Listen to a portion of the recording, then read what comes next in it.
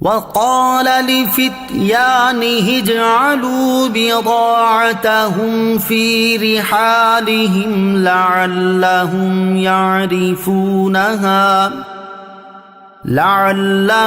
يعرفونها إذا انقلبوا إلى أهلهم لعلهم يرجعون۔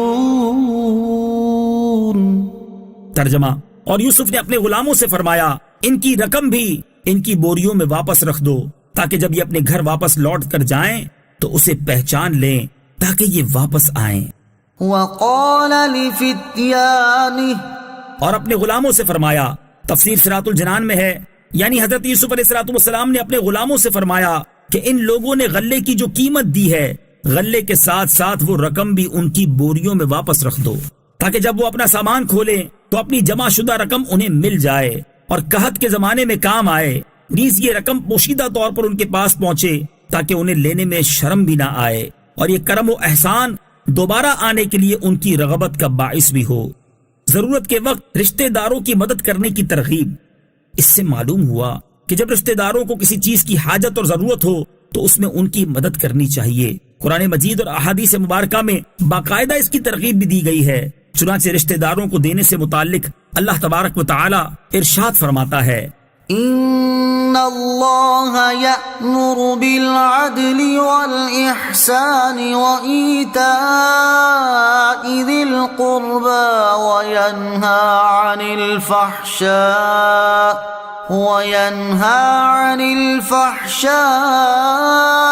والمنکر والبغی یعظکم لعلکم تذکرون۔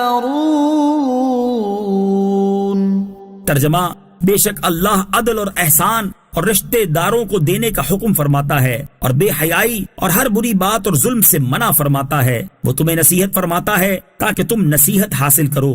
حضرت ابو ہریرہ رضی اللہ تعالی عنہ سے روایت ہے، رسول اللہ صلی اللہ تعالی علیہ وآلہ وسلم نے ارشاد فرمایا، جو دینار تو اللہ کی راہ میں خرچ کرے اور جو دینار تو غلام کی گردن آزاد کرنے میں خرچ کرے اور جو دینار تو کسی مسکین پر صدقہ کرے اور جو دینار تو اپنے گھر والوں پر خرچ کرے، ان سب میں زیادہ ثواب اس کا ہے جو تو اپنے گھر والوں پر خرچ کرے۔ حضرت سلمان بن عامر رضی اللہ تعالی عنہ سے روایت ہے، نبی اکرم صلی اللہ تعالی علیہ وآلہ وسلم نے ارشاد فرمایا، عام مسکین پر صدقہ کرنا ایک صدقہ ہے اور وہی صدقہ اپنے رشتہ دار پر کرنا دو صدقے ہیں، ایک صدقہ اور دوسرا صلہ رحمی۔ حضرت ابو ہریرہ رضی اللہ تعالی عنہ سے روایت ہے، نبی کریم صلی اللہ تعالی علیہ وسلم نے ارشاد فرمایا، اے امت محمد، قسم ہے اس کی جس نے مجھے حق کے ساتھ بھیجا، اللہ تعالیٰ اس شخص کے صدقے کو قبول نہیں فرماتا جس کے رشتہ دار اس کے سلوک کرنے کے محتاج ہوں اور یہ غیروں کو دے، قسم ہے اس کی جس کے دستے قدرت میں میری جان ہے،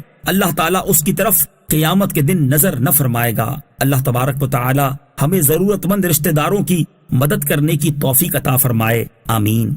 رشتہ داروں کی مدد کرنے کا بہترین طریقہ، اس سے یہ بھی معلوم ہوا کہ کسی رشتہ دار کی مالی یا کوئی اور مدد کرنے کا بہترین طریقہ یہ ہے کہ اس انداز میں اس تک رقم یا کوئی اور چیز پہنچائی جائے جس میں اسے لیتے ہوئے شرم بھی محسوس نہ ہو اور اس کی غیرت و خودداری پر بھی کوئی حرف نہ آئے۔ حضرت ابو ہریرہ رضی اللہ تعالیٰ عنہ سے روایت ہے، حضور پر نور صلی اللہ تعالی علیہ وسلم نے ارشاد فرمایا، 7 شخص ہیں جن پر اللہ تعالیٰ اس دن سایہ کرے گا جس دن اس کے عرش کے سائے کے سوا کوئی سایہ نہ ہوگا۔ ان میں سے ایک وہ شخص ہے جس نے کچھ صدقہ کیا اور اسے اتنا چھپایا کہ بائیں کو بھی خبر نہ ہوئی کہ دائیں نے کیا خرچ کیا۔ حضرت عبداللہ ابن مبارک رضی اللہ تعالیٰ عنہ کا اپنے شاگرد پر خفیہ احسان۔ ہمارے بزرگان دین اپنے ساتھ تعلق رکھنے والوں کی امداد کس طرح کیا کرتے تھے اس کی ایک جھلک ملاحظہ ہو۔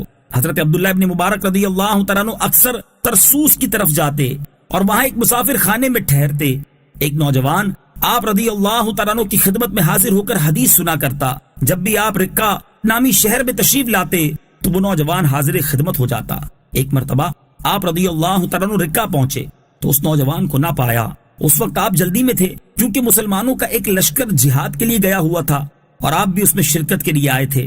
چنانچہ آپ رضی اللہ تعالیٰ عنہ اس کی معلومات کرنے کی بجائے لشکر میں شامل ہو گئے۔ اللہ تعالیٰ کے فضل سے مسلمانوں کو فتح نصیب ہوئی اور آپ رضی اللہ تعالیٰ عنہ غازی بن کر واپس ترسوس آئے اور رکا پہنچ کر اپنے نوجوان شاگرد کے بارے میں پوچھا تو پتا چلا کہ نوجوان مقروض تھا اور اس کے پاس اتنی رقم نہ تھی کہ وہ قرض ادا کرتا، لہٰذا قرض ادا نہ کرنے کی وجہ سے اسے گرفتار کر لیا گیا ہے۔ جب آپ کو یہ معلوم ہوا تو آپ رضی اللہ تعالیٰ عنہ نے پوچھا میرے اس نوجوان شاگرد پر کتنا قرض تھا؟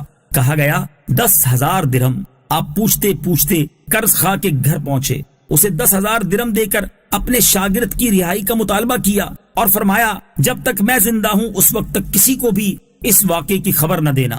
پھر راتوں رات آپ وہاں سے رخصت ہو گئے۔ قرض خواہ نے صبح ہوتے ہی مقروض نوجوان کو رہا کر دیا۔ نوجوان جب باہر آیا تو لوگوں نے اس سے کہا کہ حضرت عبداللہ ابن مبارک رضی اللہ تعالیٰ عنہ آپ کے متعلق پوچھ رہے تھے اور اب وہ واپس جا چکے ہیں۔ یہ سن کر نوجوان آپ کی تلاش میں نکل پڑا اور 3 دن کی مسافت طے کر کے آپ کے پاس پہنچا۔ آپ نے اسے دیکھا تو پوچھا اے نوجوان تم کہاں تھے؟ میں نے تمہیں مسافر خانے میں نہیں پایا۔ نوجوان نے کہا اے ابو عبد الرحمن رضی اللہ تعالیٰ عنہ مجھے قرض کے عوض قید کر لیا گیا تھا۔ آپ نے پوچھا پھر تمہاری رہائی کا کیا سبب بنا؟ نوجوان نے عرض کی اللہ عز و جل کے کسی نیک بندے نے میرا قرض ادا کر دیا، اس طرح مجھے رہائی مل گئی۔ آپ نے فرمایا اے نوجوان اللہ تعالیٰ کا شکر ادا کرو کہ اس نے کسی کو تیرا قرض ادا کرنے کی توفیق دی اور تجھے رہائی عطا فرمائی۔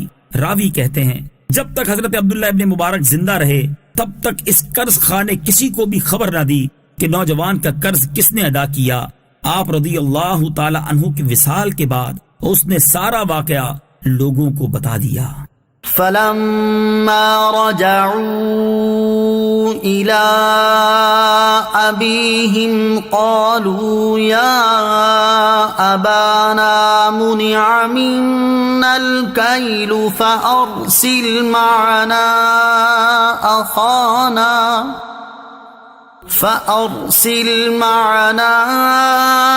أخانا نكتل وإنا له لحافظون۔